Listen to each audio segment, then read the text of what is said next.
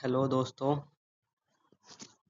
आज हम लोग संविधान के अनुच्छेद 12 से 35 तक याद करने की कोशिश करेंगे। पढ़ने की कोशिश नहीं करेंगे, याद करने की कोशिश करेंगे। हम ये आशा करते हैं कि आप पहले से ही पढ़ चुके हैं और पहले से आप कई बार पढ़ चुके हैं, बस आपको याद नहीं रहता।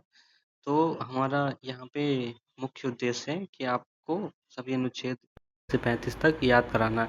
कैसे भी लिंक करके, कैसे भी कुछ भी करके बस आपको याद कराना है। ये कोई डिटेल्ड वीडियो नहीं है कि किस अनुच्छेद में क्या होता है, बस किस अनुच्छेद में क्या होता है, अनुच्छेद को याद करना कि कौन से अनुच्छेद के अंदर कौन सा आता है। और पहले ही मैं आपको एक चीज़ क्लियर कर देना चाहता हूँ, मैं कोई प्रोफेशनल टीचर नहीं हूँ पॉलिटी का। मैं भी एक स्टूडेंट था पहले जब मैं पढ़ता था, अभी तो मेरी जॉब लग गई 2-3। तो मैं कैसे पढ़ता था उसी तरीके से मैं आपको कुछ हिंट्स दूँगा, कुछ ट्रिक्स दूँगा जैसे आप याद कर सकें बस। मैं कोई प्रोफेशनल टीचर नहीं हूँ, मैं पहले बता रहा हूँ कि आप डिटेल में नहीं बता रहे हैं। मेरा मेन उद्देश्य है कि आपको याद कराना बस। चलिए शुरू करते हैं अब हम। यहाँ पे अनुच्छेद 12 से 35 तक हमको याद करना है। तो अनुच्छेद 12 से 35 आते हैं फंडामेंटल राइट्स के अंतर्गत, मौलिक अधिकार के अंतर्गत आते हैं। मौलिक अधिकार में 6 प्रकार के मौलिक अधिकार हैं हमारे पास।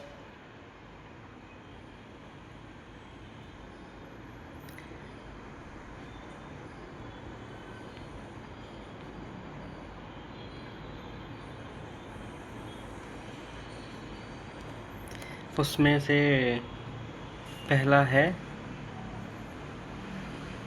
पहले हम राज्य की परिभाषा के बारे में जान लेते हैं कि राज्य क्या है हमारे संविधान में। अब हम शुरू करते हैं अनुच्छेद 12 से 35। उसमें सबसे पहले है अनुच्छेद 12।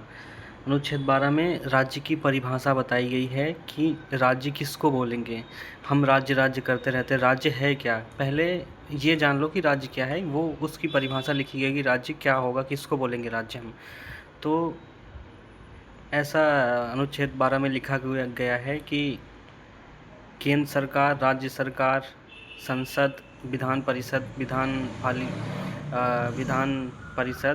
और विधानमंडल, संसद, राज्यसभा, लोकसभा और कोई भी स्थानीय लोकल बॉडीज़, ग्राम पंचायत, नगर पालिका, नगर निकाय, कोई भी ऐसी संस्था जो सरकार के पैसों से चलती हो, जैसे जिसमें सरकार का योगदान हो, जैसे IOCL, university, government, central government university, state government universities, colleges, SAIL, railway, परिवहन मंत्रालय, परिवहन विभाग, ये जहाँ भी सरकार इन्वॉल्व है, मतलब सेंट्रल गवर्नमेंट या स्टेट गवर्नमेंट का कुछ ना कुछ पैसा इन्वेस्ट है, वो सब सरकार बोले जाएंगे। आपको क्लियर हो गया होगा कि सरकार की परिभाषा क्या है। ये अनुच्छेद 12 में बताया गया कि सरकार क्या है। आशा करता हूँ कि आपको ये याद हो गया होगा कि अनुच्छेद 12 में सरकार की परिभाषा दी गई है और सरकार किसको बोलेंगे, ये आपको अच्छे से याद हो गया। अब अनुच्छेद 13 आएगा। अनुच्छेद 13 में है कि ऐसी कोई भी विधि जो मौलिक अधिकारों का उल्लंघन करती है वह शून्य मानी जाएगी। शून्य मानी जाएगी मतलब ऐसा कोई भी नियम कानून बनेगा जिससे मौलिक अधिकारों का उल्लंघन होगा तो क्या होगा। हाँ, तो अनुच्छेद 13 में बताया गया है कि कोई भी ऐसा नियम कानून या जो कोई भी ऐसा विधि बनेगी जो मौलिक अधिकारों का उल्लंघन करेगी, मौलिक अधिकार वहाँ लागू नहीं होंगे, वो क्या हो जाएंगे, वो शून्य हो जाएंगे, मतलब वो लागू नहीं होंगे। ये 13 में गया। आई होप आपको 13 क्लियर हो गया है। अब हम नेक्स्ट अनुच्छेद पे चलते हैं। अनुच्छेद नंबर एक जस्ट 1 मिनट। हाँ, अब अनुच्छेद हम चलते हैं।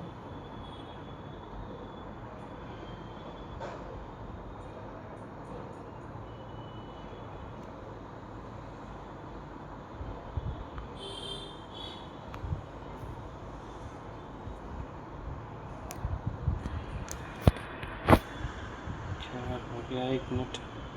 हाँ, चलते हैं अब नेक्स्ट अनुच्छेद पर चलते हैं। अनुच्छेद नंबर 14। अब हमारा यहाँ टारगेट है कि हम कैसे भी करके अनुच्छेद नंबर 14 को याद करें।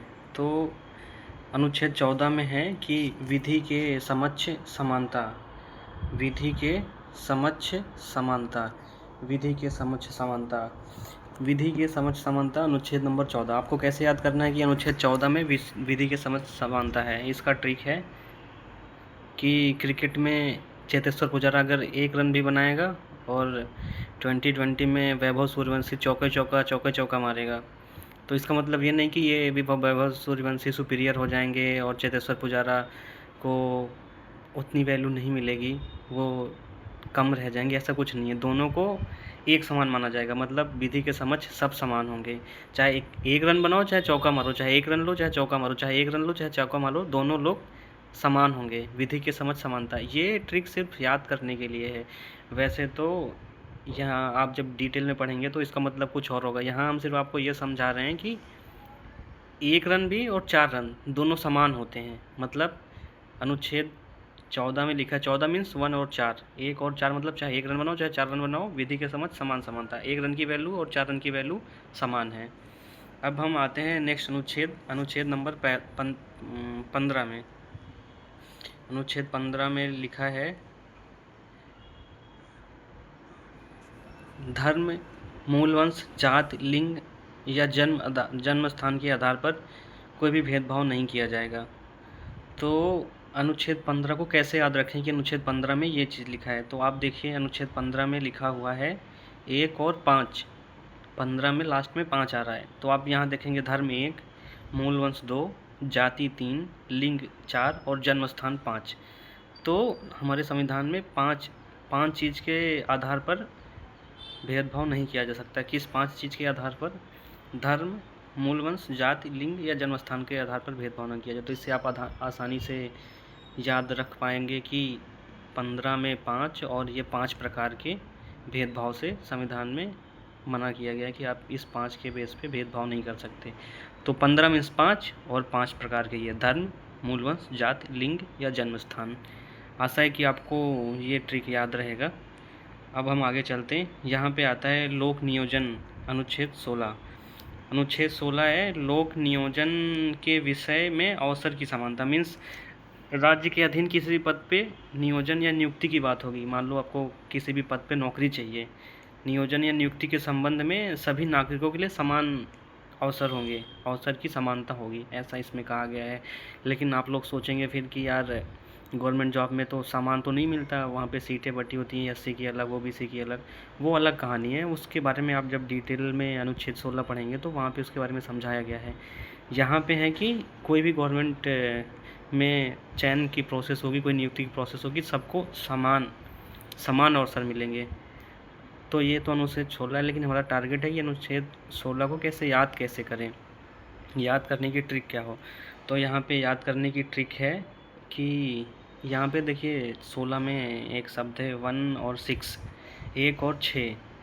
तो 6 मीन्स जैसे कोई वैकेंसी आती है उसमें पुरुष महिला 2 जेंडर की बात की जाती है, लेकिन सरकार को 3 जेंडर की बात होती है, लेकिन हम 2 ही जानते हैं। तो आप देखिए ना सरकार क्या करती है, पुरुष महिला और छक्का। यहाँ पे मुझे छक्का शब्द यूज नहीं करना चाहिए, वो गंदा शब्द है। छक्का मतलब पुरुष महिला और छक्का। तो यहाँ पे छक्का मीन्स 6, मतलब पुरुष को भी समान अवसर मिलता है, महिला को भी समान अवसर मिलता है और छक्का को भी समान अवसर मिलता है। तो नौकरी में क्या है, लोक नियोजन में समान अवसर। तो समान अवसर किसको मिलता है? पुरुष को भी मिलता है, महिला को मिलता है और छक्का को भी मिलता है। तो 6 से छक्का और समान अवसर की समानता। समानता मीन्स पुरुष महिला और छक्का सब आएंगे। तो समानता की बात की जाएगी तो पुरुष महिला ही नहीं, छक्के भी आएंगे, क्योंकि 3 जेंडर होते हैं ना, पुरुष महिला और छक्का। हाँ, तो 6 से छक्का और 6 से समानता की बात करेंगे, सब समान है। ये नहीं कि पुरुष ज़्यादा महिला कम छक्का कम, इससे कुछ नहीं है, सब समान है। नौकरी में सबको सबके पद की बात की जानी चाहिए और सबको नौकरी देनी चाहिए। ठीक है, आशा है कि आप याद कर लेंगे। यहाँ पे अनुच्छेद नंबर 17 आता है कि अस्पृश्यता का अंत। अस्पृश्यता को बोलते हैं छुआछूत। आज जैसे जब देश आज़ाद नहीं हुआ था उस टाइम, देश आज़ाद होने के बाद भी छुआछूत बहुत ज़्यादा था। ऐसा नहीं कि नियम कानून बन गया तो सब तुरंत ही छुआछूत ख़त्म हो गया, ऐसा नहीं है, अभी धीरे धीरे कम हो रहा है। पहले भी था। तो ऐसा था कि ये अच्छी प्रथा नहीं थी। अगर समाज में समानता लानी है तो छुआछूत को ख़त्म करना बहुत ज़रूरी है। हमारा संविधान समानता की बात करता है, हर चीज़ में समानता की बात करता है। कोई ऊंचा नहीं है, कोई नीचा नहीं है, कोई बड़ा नहीं है, कोई छोटा नहीं है। इसलिए छुआछूत समाज में बहुत ऊंच नीच की भावना पैदा कर रहा था। इसको ख़त्म करने के लिए अनुच्छेद 17 लाया गया। इसको कैसे याद करें? अनुच्छेद 17 अस्पृश्यता का अंत। इसको याद करने की ट्रिक ऐसा है कि मान लो पहले कोई नीची जात का लोग ऊपर जाति, मतलब मान लो जो भी लोग, अभी जातियों के बारे में नहीं जाएंगे, ऐसे बस समझिए कि नीची जाति लोग अगर ऊपर जाति के लोग के यहाँ जाके उनकी कुर्सी पे बैठ गए या उनके गिलास में पानी पी लिए, तो क्या उनके लिए फिर खतरा ही है भाई, खतरा। 17 मीन्स खतरा। अगर ऊपर जाके गिलास से पानी पिए या उनके खटिया पे या फिर कुछ भी कुर्सी पे बैठे, फिर डंडे डंडे पड़ेंगे, फिर भाई घसीटते घसीटते मारेंगे, जहाँ तक ले जाएंगे घसीटते हुए मारते हुए। मतलब जो नीची जाति है उनके लिए खतरा था। 17 मीन्स खतरा, खतरा मीन्स छुआछूत, छुआछूत एकदम खतरा है। आशा है कि आपको याद हो गया होगा 17 मीन्स खतरा, खतरा मीन्स छुआछूत का। अब हम बात करेंगे अनुच्छेद 18 की, जिसमें है उपाधियों का अंत। उपाधियों का अंत मीन्स पहले लोगों को उपाधि मिलती थी। राजा राम मोहन को राजा की उपाधि मिल गई, किसी को राष्ट्र कवि की उपाधि मिल गई, किसी को राष्ट्रपिता की उपाधि मिल गई। तो ऐसे उपाधियाँ मिला करती थी पहले। अभी क्या है कि ये सिस्टम, उपाधियों को सिस्टम अंत क्यों किया गया? क्योंकि उपाधि जिसको मिलती है इसके समाज में इसका निगेटिव इम्पैक्ट पड़ता है, इसमें असमानता फैलती, किसी की वैल्यू ज़्यादा, किसी की वैल्यू कम। ये है, किसी को ये उपाधि मिली, किसी, इससे क्या है समाज में असमानता फैलती है। तो फिर जो भी चीज़ें समाज में असमानताएं फैलाती हैं, ऊंच नीच का डिफरेंस पैदा करेंगी, हमारा संविधान उनको बंद करने की कोशिश करेगा, रोकने की कोशिश करेगा। इसीलिए ये अनुच्छेद जोड़ा गया है कि उपाधियों का अंत, कोई ऊंच नीच भेदभाव नहीं आएगा। तो इसको हम कैसे याद करें कि उपाधियों का अंत अनुच्छेद 18 में है। इसको याद करने की ट्रिक है, इसके लिए मेरे पास एक छोटी सी स्टोरी है। मैं अपने कॉलेज टाइम की स्टोरी आपको बताता हूँ। जब मैं अपने कॉलेज में था, मैं उस टाइम 3rd ईयर में था, तो एक जूनियर आया था मेरा 2nd ईयर में, वो भी हॉस्टल में रहता था। तो वो भाई बहुत मार पीट करके आया था कि मेरे पापा ये हैं, एसआई हैं, आईपीएस हैं, ये कर देंगे, वो कर देंगे। तो हमेशा भौकाल में रहता था। तो पूरे उसको फर्स्ट ईयर 2nd ईयर उसको डॉन बुलाते थे, डॉन डॉन डॉन। तो हम लोग भी उसका नाम डॉन ही रख दिए थे। हम कहे भाई डॉन नाम है तो अपने आगे नाम के आगे ये क्यों लिखते, उसके आगे नाम डॉन, डॉन सिंह लिखो, डॉन सिंह। तो उसके लिए उसको चढ़ाया, जो भी नाम था उसके पहले डॉन लिखो। तो वो गया एक दिन एचओडी से बोला कि सर मेरे नाम के आगे डॉन लिखिए। प्रैक्टिकल का टाइम चल रहा था।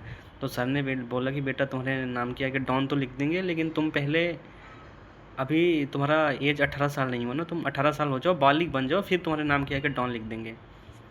तो हमारे यहाँ जानते हैं ना कि बालिग होने का समय 18 साल है, नाबालिग होने का 17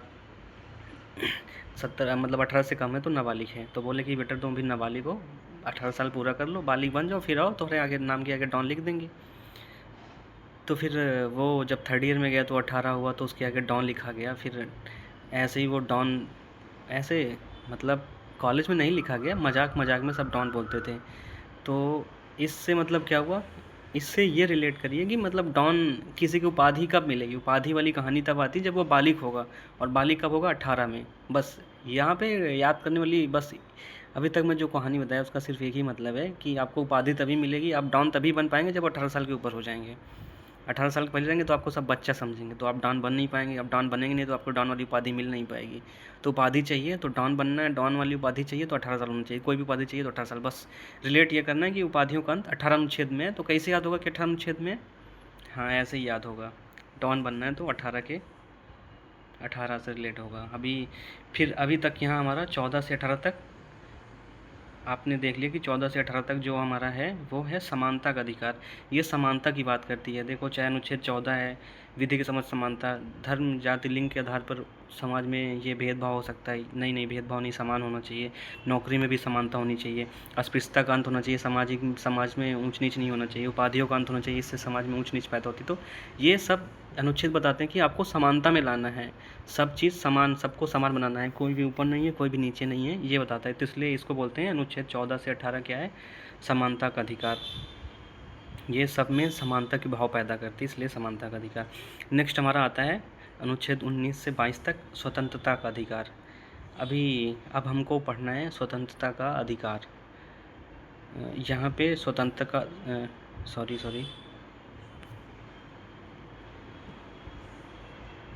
अब नेक्स्ट हम पढ़ते हैं स्वतंत्रता का अधिकार, right to freedom, article number 19 से 22। अब देखते हैं इसको कैसे याद कर सकते हैं हम, हमारे पास क्या ट्रिक है इसको याद करने की। थोड़ी बहुत ट्रिक होगी, ऐसा नहीं है कि पूरा ट्रिक पे ही बेस है, लेकिन हाँ ऐसा है कि आप लिंक कर सकते हैं, चीज़ों को याद कर सकते हैं, उसके लिए ट्रिक्स बनाई जाती हैं। इसमें देखिए अब 19 से लेके 22 तक है स्वतंत्रता का अधिकार, उसके लिए हम 19 में आते हैं, अनुच्छेद नंबर 19 में। इसमें लिखा है कि वाक स्वतंत्रता मतलब कुछ भी बोलो, किसी के सामने कहीं भी कुछ भी, आप कहीं भी खड़े होकर सवाल पूछते हो, कहीं भी खड़े होकर बोल सकते हो, सभा में हो यहाँ बोल सकते हो, अपने घर में बोल सकते हो, मार्केट में बोल सकते हो, किसी शादी फंक्शन में बोल सकते हो, कहीं भी आप बोल सकते हो, आपको बोलने का अधिकार दिया गया है। अभी देखो सोशल मीडिया पे क्या होता है कि मोदी मेरा भाई है, मेरा बाप है, मेरा कुछ है, तो ये क्या है, ये बोलने की स्वतंत्रता है, उनको बोल सकते हैं ऐसा वो, लेकिन कुछ लोग गाली भी देते हैं, क्या ये भी है? हाँ बोल सकते हैं, लेकिन आप वहीं तक बोलने की स्वतंत्रता दी गई है जब जहाँ तक किसी के मान मतलब किसी को हानि ना हो या किसी को कष्ट ना पहुँचे, आप वहाँ तक बोल सकते हैं जिससे किसी को कोई नुकसान ना हो, किसी को कष्ट ना पहुँचे, वहीं तक बोल सकते हैं। अगर आप किसी को ज़्यादा बोल रहे हैं जिससे आप किसी को आप कहें तो मेरे को बोलने की स्वतंत्रता है तो हम किसी को गाली दे दें, नहीं नहीं ये गलत है। इसके बारे में जब आप आर्टिकल 19 डीप में पढ़ेंगे तो वहाँ बताया गया है कि नहीं आप किसी को गाली नहीं दे सकते, आपको बोलने का अधिकार है, आप कहीं बोलिए, आप संसद में बोलिए, आप अपने घर पे बोलिए, आप मार्केट में बोलिए, दोस्तों के साथ बोलिए, शादी में बोलिए, कहीं भी बोलिए, बोलने का अधिकार है आपको।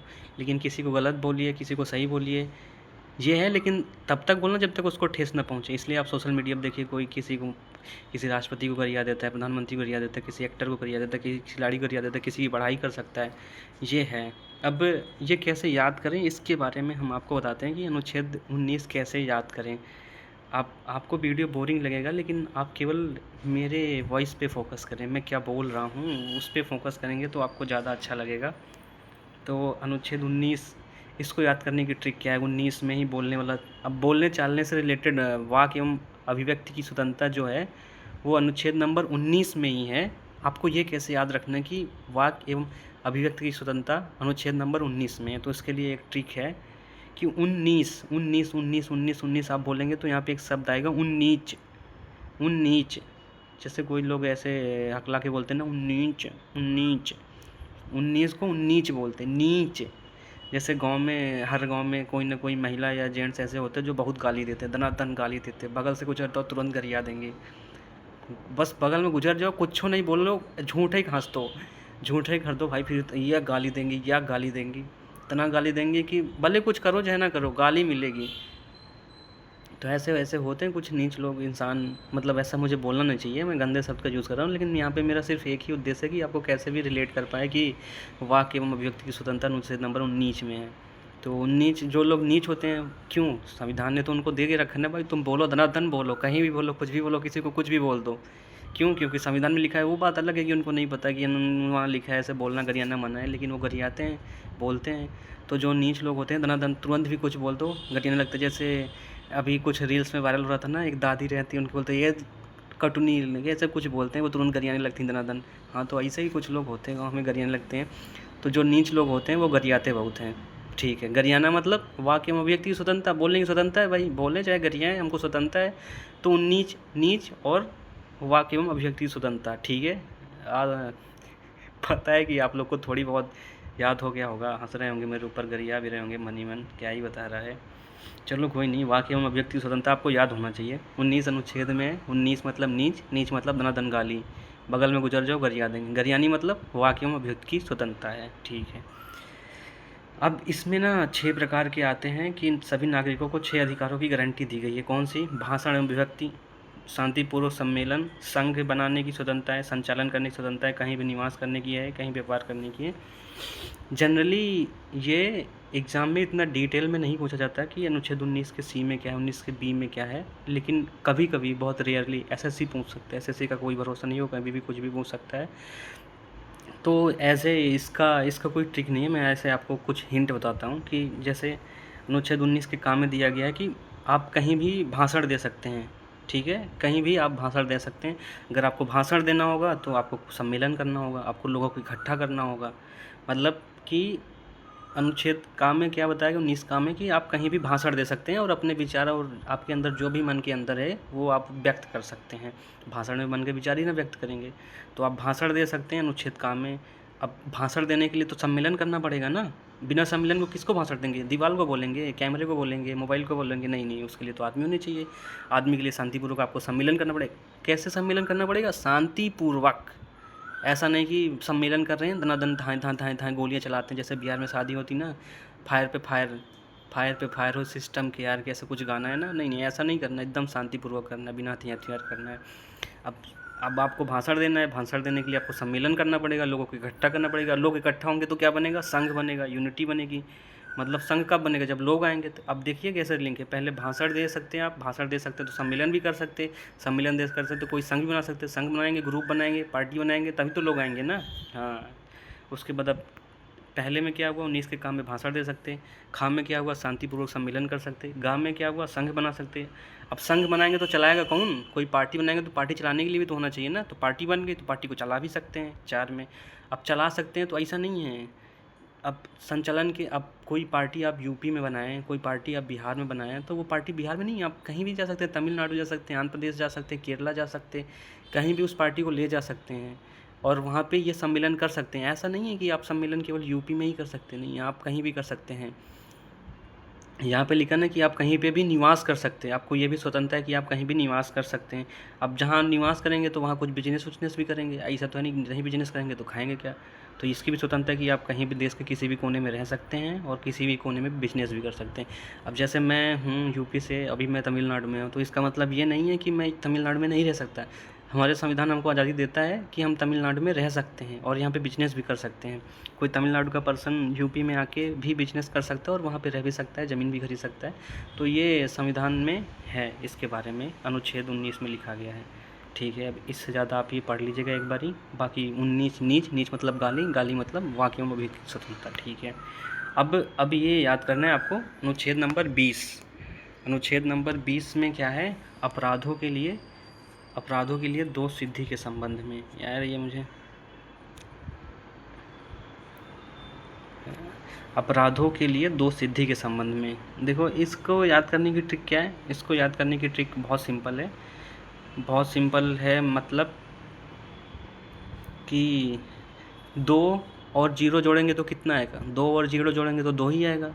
2 से 2 और 2 से 2 सिद्धि, बस आपको कीवर्ड याद रखना है कि 2 सिद्धि के संबंध में। 20 में 2 जीरो आता है, 2 और 0, 2 और जोड़ेंगे 2 ही आएगा, तो 2 से 2 और 2 से 2 सिद्धि के संबंध में। ठीक है, अपराधों के लिए 2 सिद्धि के संबंध में संरक्षण है। अनुच्छेद नंबर, अब आपको कोई भी स्टेटमेंट लिख के देगा, लेकिन वहाँ पे एक टर्म जरूर लिख के देगा कि 2 सिद्धि के संबंध में, तो आप इजीली एग्जाम में सही कर सकते हैं। 2 मतलब 2, 2 मतलब 2 सिद्धि के संबंध में। अब इससे ज़्यादा डिटेल में हम नहीं बताएंगे क्योंकि वो डिटेल क्लास नहीं है, ये ट्रिक की क्लास है, आपको कैसे याद करना है इससे रिलेटेड क्लास है। हाँ, ये ज़रूर है कि इसमें लिखा है कि 2 सिद्धि के संबंध में, मतलब जैसे मैं कोई आज मान लो कि 9 तारीख है, 9 तारीख को मैंने कोई जुर्म किया और आगे चल के 20 तारीख को मेरा केस चल रहा है कोर्ट में, 20 तारीख को कोई कानून बन गया, मान लो मैंने किसी को 5 घूंसा मारा है और आज 5 घूंसा मारने की आज जो सज़ा है वो 20 दिन की सज़ा है, 20 दिन जेल में डालना पड़ेगा। और 20 तारीख को ये आया कि अब कोई किसी को 5 घूंसा मारेगा तो उसको 1 महीना जेल में रहना पड़ेगा। तो ऐसा नहीं है, जिस दिन मैं घूंसा मारा था उस दिन कौन सा कानून था उस अपराध के लिए, वही फॉलो होगा। यह पॉजिटिव साइड। अभी निगेटिव साइड आपको बनाता हूँ कि मान लो कि आज मैं किसी को 5 घूंसा मारा और आज सज़ा 20 दिन की है, और आज से 20 दिन बाद एक नियम आया कि 5 घूंसा मारने का सज़ा 5 दिन है, तो सज़ा तो कम हो गई। फर्स्ट वाले केस में सज़ा बढ़ रही थी, 20 दिन से 1 महीना हो रही थी, यहाँ पे क्या 20 दिन से 5 दिन हो रही है। तो अब क्या, तो घूंसा तो जब मारा था तब तो 20 दिन था, और अभी कानून आ गया, अभी मेरा केस चल ही रहा है, फाइनल नहीं हुआ है दोनों केस में, और अभी तो केस चल रहा है, तो 5 दिन हो गया। इसका मतलब क्या हुआ कि अब मुझे 20 दिन की सज़ा मिलेगी या 5 दिन की मिलेगी? आपको क्या लगता है? नहीं, ये कानून बोलता है कि अगर ये आता है तो अब कम वाला केस में तो आपको कम मिलेगा, 5 दिन की मिलेगी, लेकिन ज़्यादा वाले केस में आपको वही मिलेगी। और ये भी बोलता है कि आप जैसे मान लो मैं 2 दोस्त हैं, हम लोग जा रहे हैं, रास्ते में किसी से लड़ाई हो गई, दोनों ने मिलकर उसको खूब मारा। वो 2 भाई थे और 2 भाई हम थे। अब तो उन दोनों भाई ने एक केस कर दिया कि 5 तारीख को इन लोग ने हमको गिरा के लतिया के फोड़ के मारा था, हमारा सिर फूट गया, हाथ टूट गया, ये हो गया। तो एक ने दूसरे कोर्ट में एक ने दूसरे में एफआईआर लिखाया, दूसरे पुलिस स्टेशन में, एक ने दूसरे में लिखाया। दोनों में तो हम और मेरे दोस्त दोनों लोग का नाम आया। अब दोनों का केस चलेगा, दोनों मान लो 2-2 केस चल रहे हैं। मारे एक ही बार हैं, केस 2-2 में चल रहे हैं, 2-2 ये थाने में। अब 2-2 केस भी लड़ रहे हैं। अब ऐसा क्या हुआ, एक में हम लोग दोषी हो गए। अब दोषी हो गए तो एक बारी सज़ा मिल गई, हम लोग सज़ा काट के आ गए। अभी एक केस पेंडिंग ही चल रहा था, पता चला सज़ा काट के आए, फिर उसमें भी अब हमको वो मिल गया, सज़ा मिल गया। तो अब क्या हम 2 बार जाएंगे? मारे एक बार हैं, जेल 2 बार जाएंगे? नहीं नहीं सर, ऐसा बोलता है कि 2 सिद्धि के संबंध में एक एक बार गुनाह किया हो तो सज़ा उसकी एक ही बार मिलेगी, 2 बार नहीं मिलेगी। बस इतना 22 के लिए वो 20 के लिए काफ़ी है। 20 मतलब अपराधों के 2 सिद्धि के संबंध में। 2 सिद्धि मतलब 2 मतलब 2 सिद्धि, बस। 21 का तो बहुत आसान है। मैं तो जानता हूँ कि इसमें 95 टू 99% उनको यहाँ 21, 22 तक, 23 तक, तो 24 तक अनुच्छेद पूरा आसानी से याद होगा।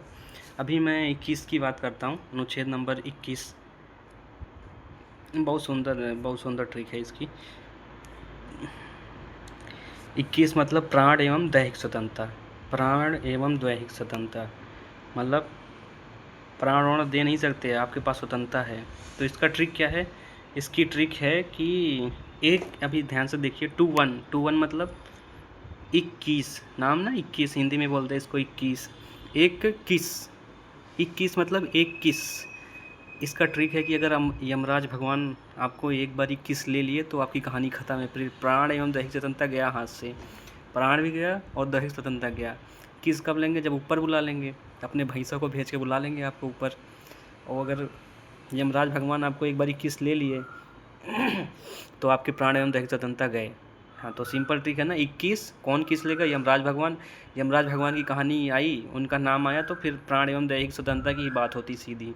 हाँ, तो ठीक है, आशा है कि याद हो गया होगा आपको।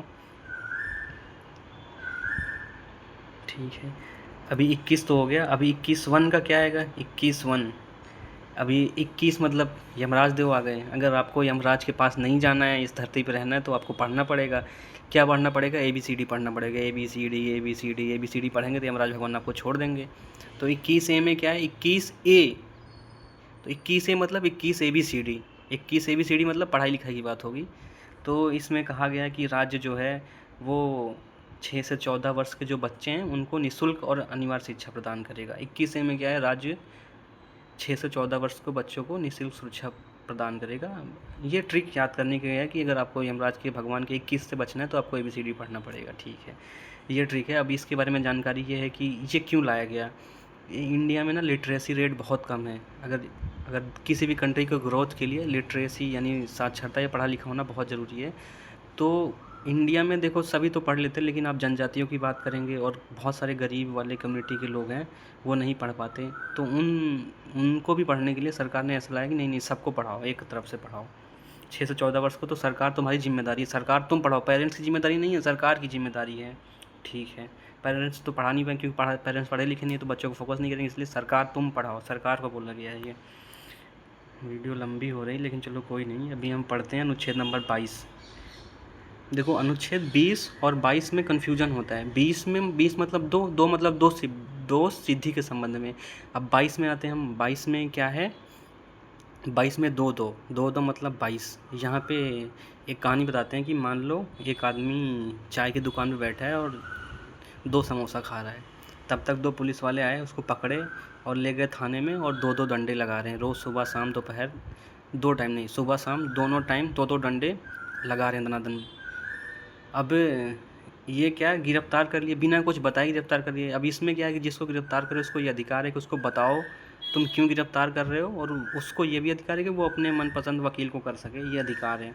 ये इसमें लिखा गया अनुच्छेद 22 में। आपको याद करना है कि कैसे याद रहे। अनुच्छेद 22 मतलब 2-2 डंडा। 2-2 डंडा मतलब पुलिस आए तो 2 डंडा मारेगी, मतलब ज़बरदस्ती गिरफ्तार कर लेगी। कुछ दशाओं में गिरफ्तार, मतलब ये है कि गिरफ्तारी करने और निरोध संरक्षण से आपके पास अधिकार है।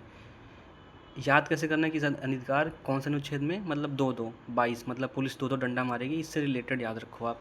आपको मैं एक स्टोरी बताता हूँ। अभी कोविड टाइम में तमिलनाडु में एक बाप और बेटे वो दुकान खोले थे। तो पुलिस वाले कुछ हफ्ता वफ्ता कुछ भी क्या मैटर था ये नहीं पता, उन दोनों को गिरफ्तार कर लिए। गिरफ्तार करके ले गए। लगभग 9 पुलिस वाले थे, रोज़ सुबह शाम 2-2 डंडा मारते थे उनको।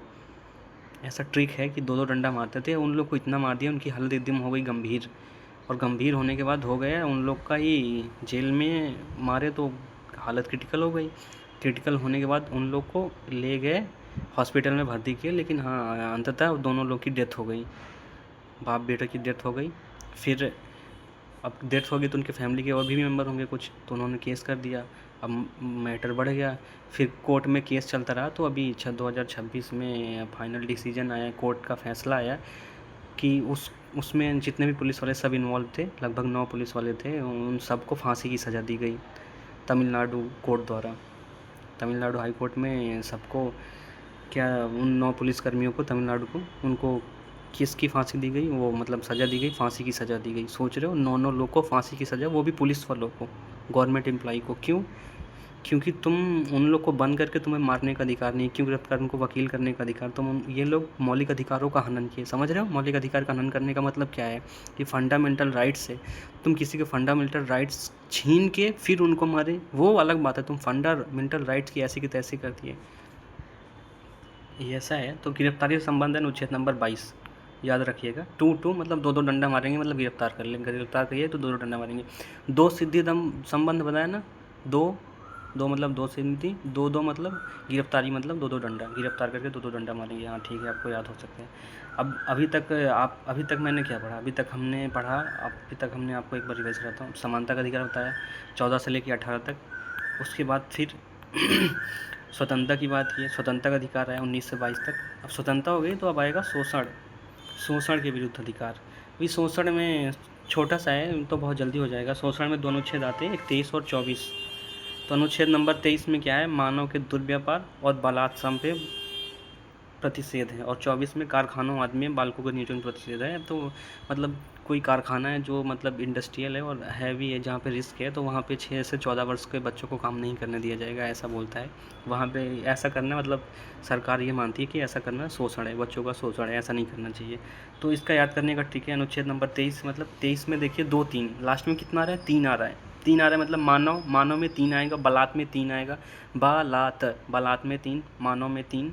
तो यहाँ पे आप देखिए कि 3 आ रहा है, मानव दुर्व्यापार और बलात्श्रम, इससे लास्ट में 3 आता है। मानव दुर्व्यापार और बलात्श्रम अनुच्छेद नंबर 23, और 24 में आप याद रखिए ना, अभी ने आपको बताया कि 14 वर्ष से कम आयु के बच्चे आप उनको कारखाने में काम नहीं करने दे सकते। तो कारखाने में क्या रिस्क है, उनको पता नहीं है कि रिस्क है, तो ये उनके लिए क्या है, ये शोषण ही हो रहा है बच्चों का। तो कैसे याद करेंगे, देखिए 14 साल से कम बच्चों को काम नहीं करने देना है, मतलब लास्ट में 4 आ रहा है, तो ये अनुच्छेद 24 में जाएगा। और ऐसे भी याद कर सकते कारखाने, अगर कारखाने की बात करेगा तो कारखाने में 4 शब्द आ रहा है तो 24, या तो 14 वर्ष से कम बच्चों को काम करना है तो लास्ट में 4 आ रहा है तो 24। और 23 में मानव के दुर्व्यापार, मानव में 3 और बलात् में 3, तो मानव दुर्व्यापार बलात्श्रम 3। आशा है कि आपको याद हो गया होगा, दोनों याद ही हो गया होगा यार, सिंपल है। मानव दुर्व्यापार बलात्श्रम अनुच्छेद 23, हमको यही याद ना। अभी एग्जाम में जाते तो हमको कन्फ्यूजन होता है कि यार 24 में बलात्श्रम था कि 23 में था, यार 24 में था क्या।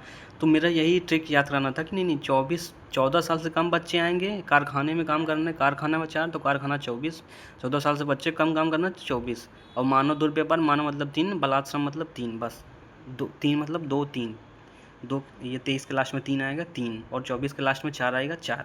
ये ट्रिक है कि 24 के लास्ट में 4 आएगा, 14 साल के बच्चे में लास्ट में 4 आएगा, तो इससे आएगा कारखाना में 4 शब्द है 4, मानव में 3 शब्द है, बलात् में 3 शब्द है। समझ गए होंगे आप, इतने तो बहुत बड़े विद्वान हैं आप। धर्म, अब बात है धर्म की स्वतंत्रता का अधिकार 25 से 28, ये वाला इसका ट्रिक थोड़ा ये इसमें बहुत कन्फ्यूजन होता है, बहुत लोगों को ये याद नहीं होता, तो इसमें उतना अभी आपको याद करने की कोशिश करते हैं। चलिए कोई नहीं। अब अनुच्छेद 25 की बात करते हैं हम। अनुच्छेद 25 में लिखा है कि अंतःकरण की और धर्म के आबाद रूप से मानने, आचरण और प्रचार करने की स्वतंत्रता दी गई। तो इसमें मेन चीज़ है कि प्रचार करने की स्वतंत्रता है। किस चीज़ का है स्वतंत्रता? प्रचार करने की स्वतंत्रता है, प्रचार करने की स्वतंत्रता है। अभी हम धार्मिक स्वतंत्रता पढ़ रहे हैं ना, तो इसमें प्रचार करने का, आप किसी भी धर्म का प्रचार कब करेंगे? आप किसी भी धर्म का प्रचार तब करेंगे जब आप खुद उस धर्म को मानते होंगे, उस धर्म का आचरण करते होंगे, तब ना उस धर्म का प्रचार करेंगे। अभी एक इंडिया में एक बाबा है, बागेश्वर बाबा, वो क्या करते हैं, सनातन धर्म का प्रचार करते हैं। तो सनातन धर्म का प्रचार करने के लिए वो पहले सनातन धर्म को मानते हैं, अबाध रूप से मानते हैं, आचरण करते हैं, तब ना प्रचार करते हैं। तो हाँ, इसकी ट्रिक ये है, पासे 25, इसकी ट्रिक है पासे 25 और पासे 25 और पा से प्रचार, लो भैया हटाओ, पा से 25 और प्रा से प्रचार। तो आपको समझ में आ गया कि प्रचार करने की बात करेगा तो अनुच्छेद नंबर 25, पा से 25, पा से प्रचार। अबाध रूप से माननीय प्रचार करने वाला अनुच्छेद 25 में आएगा, प्रचार करने वाला 25 में आएगा। अब 26 में आएगा मैनेजमेंट, धार्मिक कार्यों के प्रबंधन की स्वतंत्रता, धार्मिक कार्यों के मैनेजमेंट की स्वतंत्रता। अब ये क्या करता है कि कोई भी धार्मिक संप्रदाय है जो, वो अपने धार्मिक कार्यों का प्रबंधन करने का अधिकार है कि वो अपने धार्मिक कार्यों का प्रबंधन कर सकता है। जैसे कहीं प्रयागराज में धार्मिक प्रबंधन होते ना, होते कि नहीं होते, महाकुंभ लगता है, धार्मिक कार्य का प्रबंधन होता है, तो उसका कौन, इलाहाबाद की जो वहाँ की ये प्रशासनिक बॉडी है वो क्या करती है, उसको मैनेज करती है, मैनेजमेंट का काम करती है, देखती है। तो धार्मिक कार्यों के प्रबंधन की भी स्वतंत्रता है। तो इसमें मेन शब्द है मैनेजमेंट, मैनेजमेंट मीन्स प्रबंधन। तो प्रबंधन है अनुच्छेद 26 में, जो धार्मिक कार्य उनके मैनेजमेंट की बात करता है, उनके प्रबंधन की बात करता है। प्रबंधन मीन्स मैनेजमेंट। अभी इसका अनुच्छेद नंबर 26, 6 मतलब 6, जैसा किसी को देख रहे छी यार क्या कर दिया भाई, छी 26 मतलब छी यार भाई क्या कर दिया। जैसे अभी माघ मेला में अभी महाकुंभ लगा था, महाकुंभ में भगदड़ हो गई थी, तो उसमें कई लोग की डेथ हो गई। तो क्यों हुआ, मैनेजमेंट अच्छा नहीं था, मैनेजमेंट अच्छा होता तो नहीं होती। तो मैनेजमेंट अच्छा नहीं था, उसकी वजह से ऐसे बैड थिंग्स, या मतलब ऐसे ही अनहैपनिंग क्या बोलते हैं यार, ऐसे घटनाएं हो गई जो नहीं होनी चाहिए थी। तो क्यों हुई, मैनेजमेंट की वजह से हुई। तो इसका ट्रिक है कि अगर मैनेजमेंट अच्छा नहीं होगा तो छी होगी चारों तरफ यार। जैसे एक तो ये माघ मेला में धार्मिक कार्य था, धार्मिक कार्य में मैनेजमेंट नहीं अच्छा हुआ तो छी चारों तरफ छी हुई, भगदड़ हो गया। एक तो दूसरा ये हुआ कि आप शादी में गए और आपको, मान लो कि आप दोस्त की शादी में गए तो आपको कोई पूछ ही नहीं रहा है, आपको कुर्सी नहीं मिल रही बैठने के लिए, आपको खाना नहीं मिल रहा है, खाना में आपको केवल पापड़ मिला है और सलाद मिला।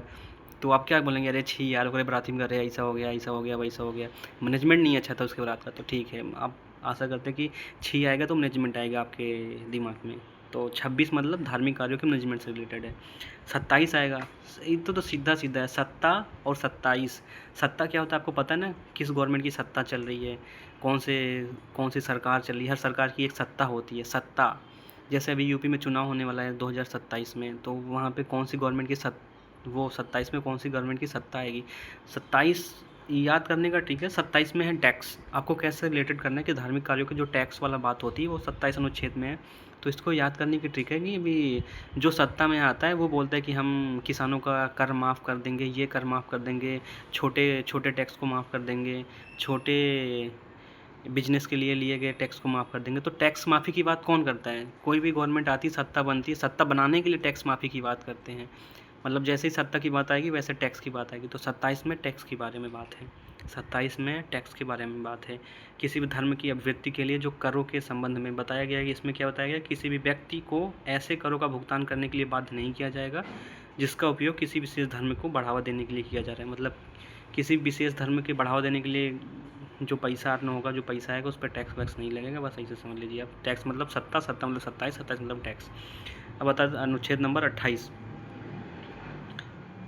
कुछ शिक्षण संस्थानों में धार्मिक शिक्षा या धार्मिक उपासना में उपस्थित होने के बारे में स्वतंत्रता है। अब ये बताता है कि अनुच्छेद में बताता है कि अगर कोई ऐसी बॉडी है जिसमें गवर्नमेंट के पैसा इन्वेस्ट है, जिसमें गवर्नमेंट पैसा देती है, उसमें कोई भी धार्मिक शिक्षा नहीं दी जाएगी। पता चला कि कोई सेंट्रल गवर्नमेंट की यूनिवर्सिटी, कोई यूनिवर्सिटी है, गवर्नमेंट यूनिवर्सिटी है, अब उसमें पता चला कि भाई चलो हम तुमको कुरान पढ़ा रहे हैं, और क्या ये मदरसा होती हैं, सरकार पैसा दे, चलो तुमको अब हम धर्म पढ़ाते हैं, तुमको हिंदू सनातन धर्म को, चलो हम तुमको अब यहाँ पे बौद्ध धर्म की शिक्षा दी जाएगी। ऐसा नहीं है। अगर कोई भी गवर्नमेंट, क्योंकि भारत क्या है, भारत एक धर्मनिरपेक्ष देश है, इसलिए अगर आपको धर्म बढ़ाना है तो उसके लिए भी मैं आपको बताऊंगा कि नीचे अनुच्छेद आएगा, उसके लिए अलग है। यहाँ पे ये बोल रहा है, अनुच्छेद नंबर 28 बोलता है कि कोई भी गवर्नमेंट बॉडी है जिसमें गवर्नमेंट पैसा देती है, उस वाले बॉडी में धार्मिक शिक्षा नहीं दी जाएगी, बस। तो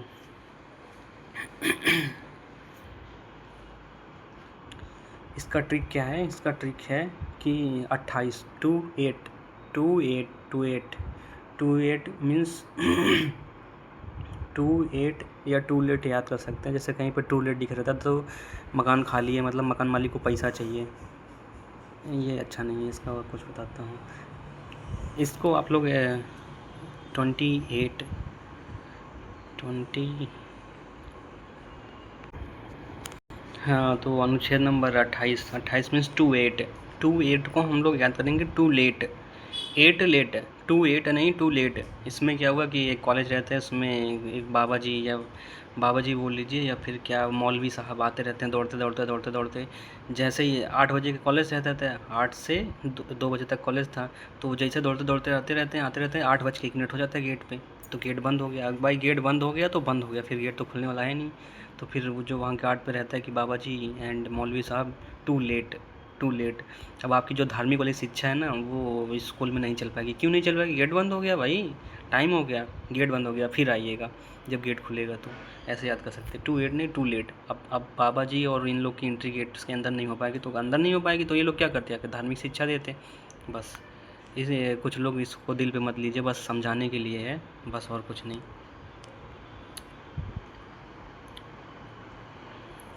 अब आता है संस्कृति और शिक्षा संबंधित अधिकार। ये बहुत संस्कृति शिक्षा संबंधित अधिकार आता है अनुच्छेद नंबर 29-30, 2 ही अनुच्छेद हैं। दोनों अनुच्छेद बहुत सरल हैं, अनुच्छेद नंबर 29 और अनुच्छेद नंबर 30। संस्कृति और शिक्षा संबंधित अधिकार, पहले संस्कृति फिर शिक्षा संबंधित अधिकार। चलिए इसको 2 मिनट में ख़त्म करते हैं। संस्कृति और शिक्षा संबंधित अधिकार क्या है? अनुच्छेद नंबर 29 और 30। ये संस्कृति और शिक्षा संबंधित अधिकार 2 अनुच्छेद हैं, एक 29 और एक 30। संस्कृति शिक्षा अधिकार में कितने अनुच्छेद आते हैं? 2 अनुच्छेद, अनुच्छेद नंबर 29 और अनुच्छेद नंबर 30। और दोनों ही अनुच्छेद किसके लिए हैं? अल्पसंख्यक के लिए हैं, अल्पसंख्यक के लिए हैं, अल्पसंख्यक के लिए हैं। ये दोनों अनुच्छेद किसके लिए हैं? अल्पसंख्यक के लिए हैं। तो अभी तो आपके दिमाग में आता है अल्पसंख्यक, तो इंडिया में अल्पसंख्यक कौन सी कम्युनिटी है जो अल्पसंख्यक है? तो हिंदू को छोड़ के, हिंदू अल्पसंख्यक नहीं है। मुस्लिम, सिख, ईसाई, जैन, बौद्ध, पारसी और बाकी जितने धर्म हैं, ये सब आते हैं माइनॉरिटीज़ में आते हैं, अल्पसंख्यक में आते हैं। तो अल्पसंख्यक में कौन आता है? आपको क्लियर हो गया कि ईसाई, सिख, मुस्लिम, पारसी, जैन और बौद्ध, ये इतने कम्युनिटी के लोग जो हैं वो आते हैं अल्पसंख्यक में, माइनॉरिटीज़ में आते हैं। अब इनसे रिलेटेड दो, अब ये कम, कोई आदमी कम है तो उसको दबा दिया जाएगा, तो कोई कम है जैसे जैन धर्म है और ये अपना बौद्ध धर्म है, ये धीरे धीरे ख़त्म हो रहा है, तो अब कुछ संविधान में प्रावधान होना चाहिए ना कि ये ख़त्म ना हो। उसके लिए 2 अनुच्छेद में प्रावधान है। अनुच्छेद नंबर 29 मतलब 2 में है। 29 नंबर में क्या बताता है कि नागरिकों को किसी भी अनुभाग को अपनी विशिष्ट भाषा, लिपि या संस्कृति को बनाए रखने का अधिकार है। देखिए 2 अनुच्छेद हैं संस्कृति में, 29-30। एक तो इसका याद करने का ट्रिक बनाता हूँ, 2 ट्रिक अभी एक बताता हूँ कि 29 में ये बताया गया है कि कोई भी जो ये माइनॉरिटीज़ हैं, ये क्या कर सकते हैं, अपनी भाषा को, अपनी लिपि को और अपनी संस्कृति को बनाए रखने का अधिकार है। ये इनको बनाए रख सकते हैं, तो बनाए रख सकते हैं, तो इसको बनाए रखने के लिए कुछ तो चाहिए ना। किसी भी भाषा को बचाने के लिए कोई स्कूल कॉलेज तो चाहिए, लिपि संस्कृति बनाने के लिए कोई स्कूल कॉलेज तो चाहिए जहाँ पे ये सब पढ़ाया जा सके। तो पहले में बात करेगा भाषा, लिपि और संस्कृति में, एक में, और एक में बात करेगा कि इसको बनाए रखने के लिए कुछ स्कूल खोल दो, कोई दिक्कत नहीं है। तो एक ट्रिक 29 में क्या है, भाषा, लिपि, संस्कृति बनाए रखने के लिए। 30 में क्या है कि किस उसके अपनी पसंद का शिक्षण संस्थान खोल सकता है, बस ऐसा है। मतलब शिक्षण संस्थान की बात करेगा, शिक्षा वाली संस्था की बात करेगा। 30 में शिक्षा संस्था की बात करेगा और 21 में भाषा, लिपि, संस्कृत की बात करेगा। तो इसका ट्रिक क्या है कि हम जब अभी 29-30 2 ही अनुच्छेद हैं, संस्कृति और शिक्षा संबंधित केवल 2 ही अनुच्छेद हैं, एक 29 और एक 30। तो 29 में क्या है कि एक में शिक्षा संबंधित बात करेगा और एक में शिक्षण संस्थान की बात करेगा। तो पहले आप शिक्षा इसमें समझिए कि पहले भाषा, लिपि, संस्कृति। अब जब छोटा कोई बच्चा होता है, सबसे पहले वो भाषा सीखता है कि सबसे पहले स्कूल जाता है? जब हम पैदा हुए तो सबसे पहले क्या सीखे थे? सबसे पहले भाषा सीखे थे, आओ बाओ बकना सीखे थे, भैया ये देखो पापा, ये मम्मी, पापा मम्मी बोलना सीखे, फिर कहाँ जा रहे हो ये बोलना सीखे। 1-2 साल में पहले हम बोलना सीखे और फिर बोलना सीखे, फिर संस्कृति सीखे। अच्छा ये पापा है, पापा जी बोलना है इनको, ये भैया है, इनको भैया जी बोलना है, ये पापा है, इनका पैर छूना है। पहले ये सब सीखे हम, पहले ये सीखे कि पहले स्कूल में चले गए, स्कूल में जाके सीख रहे हैं ये पापा है, ये मम्मी। नहीं, पहले घर पे सीखे कि ये पापा है, ये मम्मी। भाषा घर में सीखी और संस्कृति घर में सीखी। मतलब पहले भाषा संस्कृति सीखी, जब थोड़ी 3-4 साल तक भाषा संस्कृति सीख ली, फिर शिक्षण संस्थान में गए। इसका मतलब ये कि पहले अनुच्छेद 29 में भाषा, लिपि और संस्कृति की बात की गई, फिर शिक्षण संस्थानों की बात की गई। आप इससे ये रिलेट कर सकते हैं कि पहले कोई भी छोटा बच्चा होता है तो वो भाषा सीखता है, संस्कृति सीखता है, फिर स्कूल जाता है। तो मेरा कुल मिला के यही ट्रिक था कि 29 में ये है कि भाषा, लिपि उप ये सब सीख लो, फिर थोड़े से सीखने के बाद फिर स्कूल में जाओ, डिटेल में सीखो, ये है।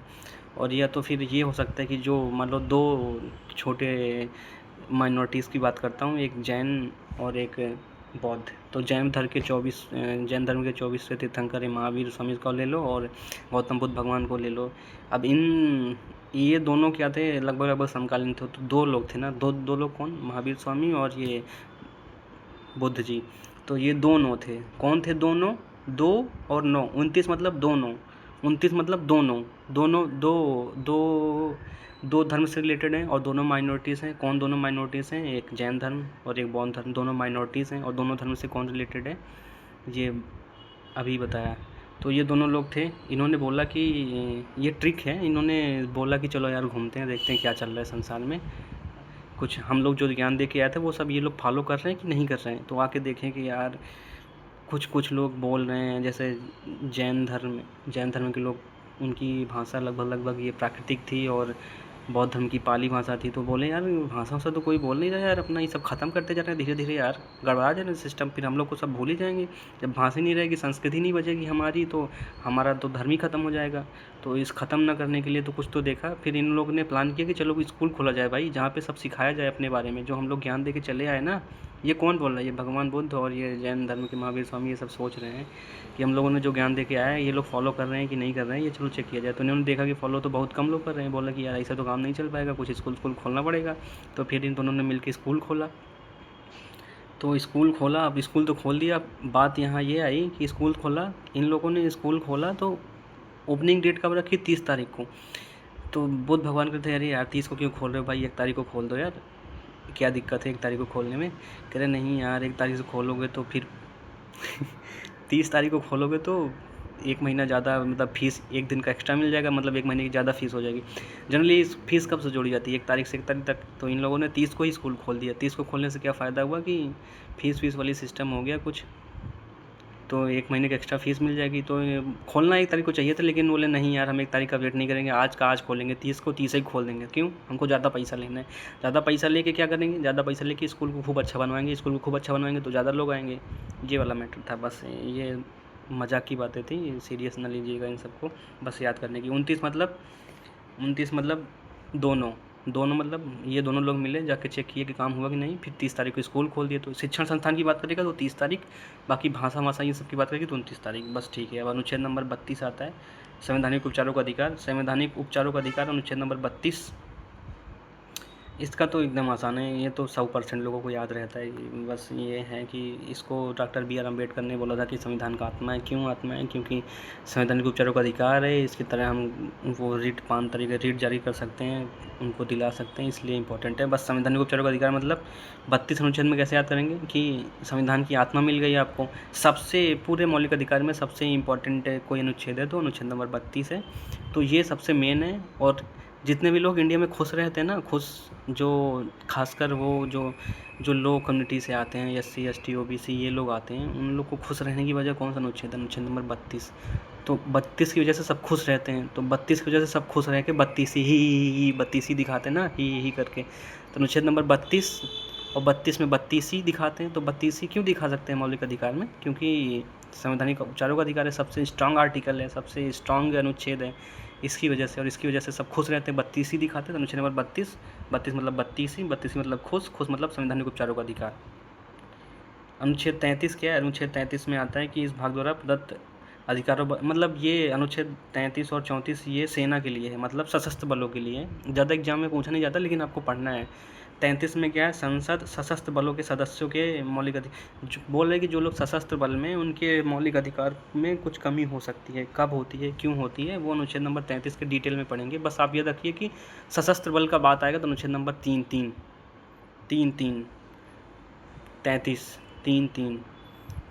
हमारे पास कैसे याद करेंगे? सेना से रिलेटेड हमारे पास 3 सेना है ना, जल थल वायु, 3 सेना है। तो 3 सेना है हमारे पास। तो वो जो सेना में है हम लोग, उनसे रिलेटेड वाला कौन सा अनुच्छेद है? अनुच्छेद नंबर 33। 34 में मार्शल लॉ और 35 में क्या है? कि इस भाग के कुछ प्रावधानों को प्रभावी बनाने के लिए कानून बनाने की शक्ति केवल संसद में। बोल रहे हैं कि ये जो इन दोनों से रिलेटेड है ना 34-35 में जो कुछ कानून बनाने का जो अधिकार है वो किसके पास है? संसद के पास है बस। अब 33 याद रखिए, 33 तीनों ये सशस्त्र बल से आता है, मतलब ये सशस्त्र बल मीन्स आर्मी वार्मी से रिलेटेड है, इनसे रिलेटेड है, बस इतना याद कर लीजिए। 35 हो गया। नेक्स्ट अगर आपको अच्छा लगे तो लाइक वाइक सब्सक्राइब जो भी करना होगा कर दीजिएगा। अगर देखिए डिटेल में तो यूट्यूब पे बहुत सारे लेक्चर पढ़े हैं, आप डिटेल में वहाँ से पढ़ सकते हैं, लेकिन चीज़ों को कैसे याद रखना है, मेरा मेरा मेन मोटिव है कि आपको कौन से अनुच्छेद से में क्या है, कैसे उससे जोड़ के रिलेट करके याद रखना है, क्योंकि आप तो कई बार पढ़ लिए होंगे, बस आपको हो नहीं पा रहा है याद कि कौन सा अनुच्छेद में। मेरा मेन उद्देश्य है कि आपको कुछ भी ट्रिक या कैसे भी जोड़ के याद कराना है बस। तो लाइक सब्सक्राइब जो मन हो कर दीजिए। और अगर अगर अच्छा रिस्पॉन्स रहा तो फिर देखते हैं कुछ और ट्रिक। अभी तो अपने पास ट्रिक ही है, कुछ और बनाएंगे, जैसे संविधान के भाग अनुसूचियाँ ये सब आएगा। ठीक है, धन्यवाद, नमस्कार।